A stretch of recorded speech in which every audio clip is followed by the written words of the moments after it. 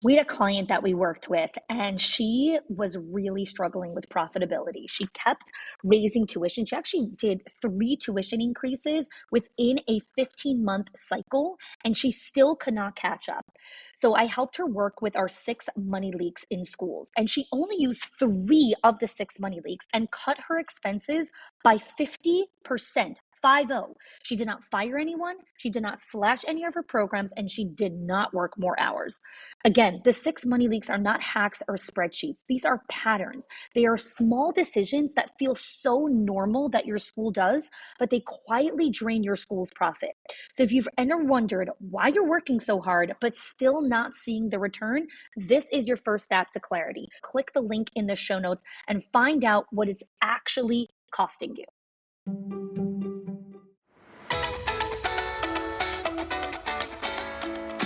Welcome to the Schools of Excellence podcast, where we have conversations about education, leadership, and building a school of excellence. The goal on this show is to bring you clarity, up-level your mindset, and give you practical strategies and inspiration so you can show up with confidence and trust your decision-making. I'm Chani Wilshansky. I'm a mom of 4 under 10, a former New Yorker, and been in the early childhood field my entire life. And I'm so grateful that you've joined me for this conversation. Hello, and welcome back to another episode of the Schools of Excellence podcast. I am recording this episode with a little bit being under the weather.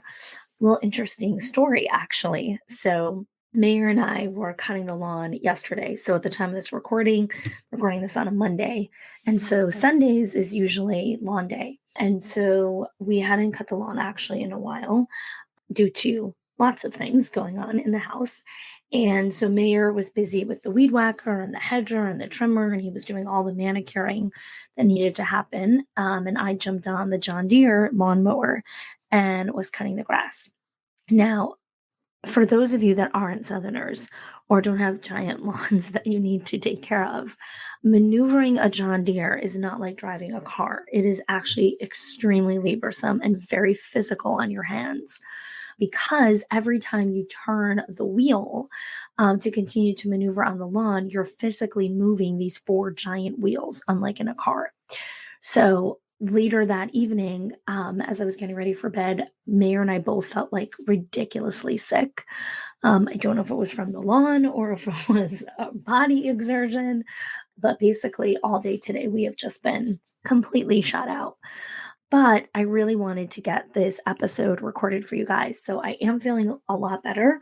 My voice is still not the way it usually is, but you got to roll with it, right? And so this is, my time block for recording podcast. And so I want to make sure that I stick to this schedule because we have a lot of other things that are coming up this week, like at the time of this recording this week. So the week of July 12th, my team is flying in from all over the US, and we are going to be prepping an incredible upgrade to our Directors Inner Circle and our Owners HQ, which is super exciting. We're also going to be mapping out the final 6 months of the year, and I'm just really excited about all the things that we have coming up. So all that being said, this episode is the first episode of our first ever summer series on the Schools of Excellence podcast. So as I was looking at what July and August was going to look like, I really wanted to create a very specific summer series, something that was very tangible and focused on giving you something that was valuable to prep you guys for the new school year. So this is our first ever summer series, and this summer series is how to prepare for an amazing school year.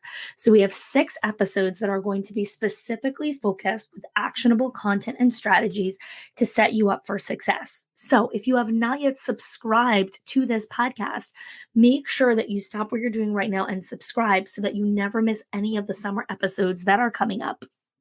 And if you haven't had a chance to rate or leave us a review on the Schools of Excellence podcast, I would so appreciate if you would take a couple minutes to do that for us as well. Really helps us rank higher and help other school leaders find out about this amazing show. So, what is the first episode in the series about? Well, today's episode is the 8 guideposts to prepare you for an amazing school year. As we embark in the summer and we take this time off to rest and recover, we're also constantly thinking about the new school year. And when something is new, there's this opportunity for a fresh start. We're excited about the possibilities. And unfortunately, for so many people, while there's all this opportunity and possibility, for many people, it remains a dream. Because as the year gets closer and closer, we realize we have all these things that we have to do that we forget to actually create a plan for how we're going to execute on it. And so this has been a year where almost everything flies, right? When something didn't work, we're like, oh, it's COVID. When this didn't happen, oh, it's COVID. Everything had an excuse. And that's not the case anymore, very thankfully. And COVID is no longer an excuse for anything. And I've been saying this for months, but now it's really going to get real. COVID is not an excuse for not showing up or not doing something. What happened over this year is for many leaders and many staff, complacency has kicked in many places. And many staff have been running on fumes and surviving. Now, what happens in moments of survival is survival becomes a habit. Okay. Survival becomes a habit. And unless you intentionally decide, no more, no more am I going to survive, no more am I going to be in this survival mode. I am going to be a warrior. I am no longer going to be a victim of my circumstances. I'm going to warrior up. Well, what do warriors do? They rise back up again. They are resilient. They don't allow bad habits to persist for a long time.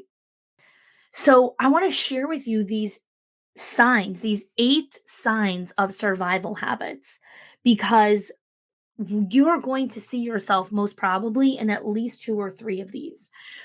Now, the reason I call them these guideposts is because many times people don't realize that they're in survival mode. Many times people don't realize that they are actually struggling because they've been doing that for so long. It's all they know. It's all they know. It's all that they're comfortable with. And this is just the way that they do it. And so I want you to really pause and I want you to lean in here. Okay. So if you're driving, you're taking a run, like I want you to perk up in this moment here. Don't multitask for a second and really listen to these survival habits.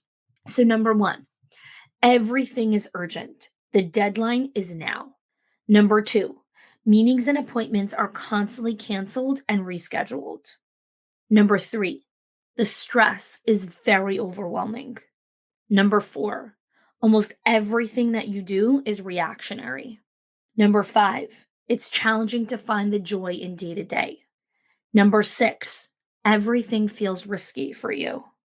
Number 7, you can't take time for excellence. And number 8, you feel a constant need to play catch up. So I'm going to say them one more time because I think it's important to hear it again and see, okay, which one is most true for you right now? Number 1, everything is urgent. The deadline is now. Number 2, meetings and appointments are constantly canceled and rescheduled. Number 3, the stress is overwhelming. Number 4, almost everything is a reaction. Number 5, there is very little joy in the day-to-day. Number 6, everything feels risky. Number 7, you can't take the time for excellence. And number 8, you always feel the need to play catch up. So if you're feeling even 1 or 2 of these symptoms, you can bet that your staff are feeling the same. Okay. And I'm going to share with you some strategies of what's important to remember, how to really get out of survival mode. But one of the key things to remember, and I spoke about this in last week's episode on the podcast of how to build your confidence and resiliency toolkit. And so if you haven't had a chance to check that out, definitely go check it out. I'm also going to link here in the show notes because I created a special training for you and your staff to help them build their confidence and resiliency toolkit. You can use it for professional development as you train your staff for the upcoming school year. The link is in the show notes. It's a special training just for staff where I walk them through the skills, the strategies, and the mindset to become more confident and more resilient. So definitely go check that out. So let's talk about some ways that you really get out of survival, right? Because getting out of survival is not a click of a button. It's not a switch because it's taking you months and months and years for many people to become so comfortable in survival that you're not even recognizing that you're in it. So today, I'm just going to focus on a couple of questions that will help you become more reflective. And over the course of this summer series, I'm going to be sharing some really powerful strategies to gear you up and set you up for success for the new school year. So, the first question I always ask myself when I'm feeling like I'm in survival or I'm overwhelmed is, where can I lighten my load? What is currently on my plate? And what can be immediately taken off, not delegated or transferred or anything like that. Just deleted. Just goodbye. You no longer are part of brain space in my head. So that's the first question. The second question is, where can I get help?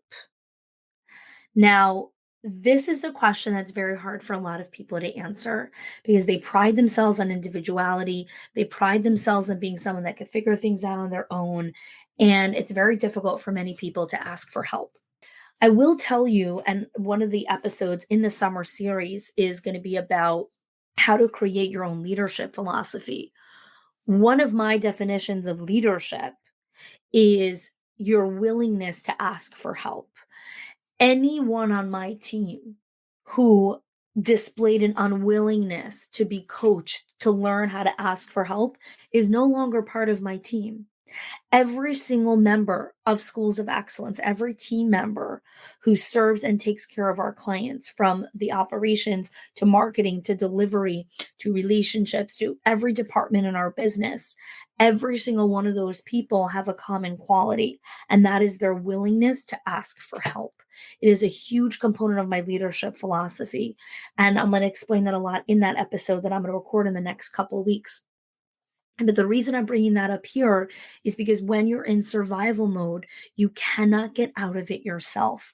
You cannot climb out of a ditch by yourself. You need someone to throw you the line. You need someone to help you get out. When you are in survival mode, you need help. You need help. And so my question to you is, where can you get help now? And help comes in many forms. I'm not talking only about where do I need to find community help or a mentor or a coach or advisor, or do I need to hire, more people on the team? I'm talking something as simple as, can you get someone to fold the laundry in your house once a week?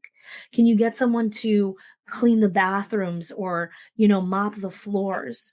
Help comes in so many forms. But in order to get out of survival, you need to ask for help. Okay? Some other questions. How are you currently taking care of yourself? What are some of the practices in your day where you're currently taking care of yourself? One of my first signs of being in survival is when I've neglected my journaling, my swimming time, my exercise, any of those things. Normally, when I'm sick, when I start feeling better, is when I immediately have to get myself out of survival. Because when I'm sick, I drop all these routines, right? I'm not exercising. I'm not meditating. I'm not doing any of those things. I am surviving. I'm sick. I have 100-degree fever, 103 today, and I'm in bed, right? I don't have 103 fever now. I wouldn't be recording this episode if I did. But I did this morning, right? I wasn't feeling well. And so it's survival, right? Something else to think about. When was the last time I exercised? Guys, physical wellness is a huge component of getting out of survival mode. It's huge. And we need exercise routines, whether that means walking around for 15 minutes around the building, whatever it is for you, whatever you can fit in, 15 minutes, exercise. And this is my all-time favorite question. What hobby have I removed from my life? And what am I doing to bring it back?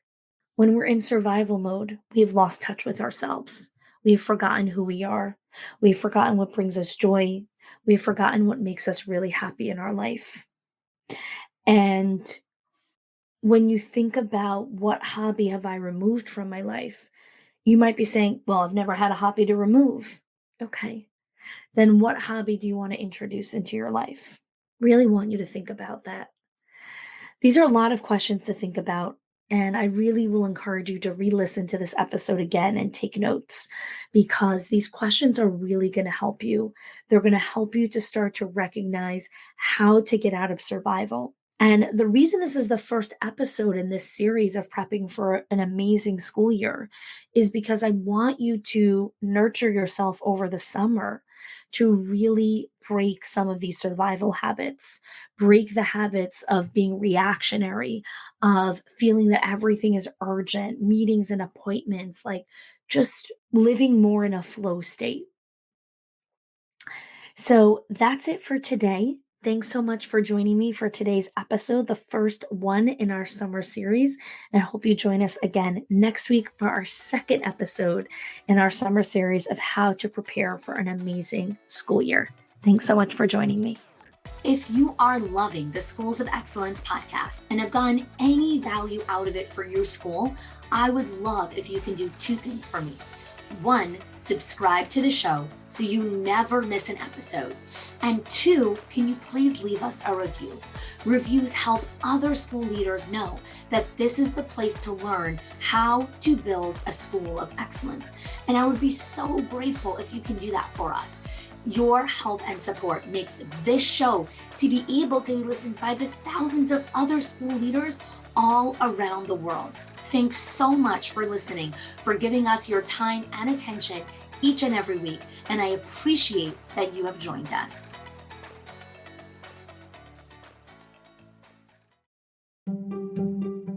If your accountant has ever told you to cut back on professional development or slash your teacher appreciation budget or your staff development budget just so you could stay afloat, or has told you, hey, you probably can't go invest in that program, please listen. The problem is not that you're spending too much money on your people or yourself or your investment or your support system. It's that your school has invisible money leaks that are draining your profit, leaks that no spreadsheet will ever catch or accountant. So I created the 6 money leaks of schools that show you the 6 core areas that schools lose money every single month without realizing it. If you close even one of them, your profits will start to soar without sacrificing your team. Go get it now and stop blaming the things that are actually building your school.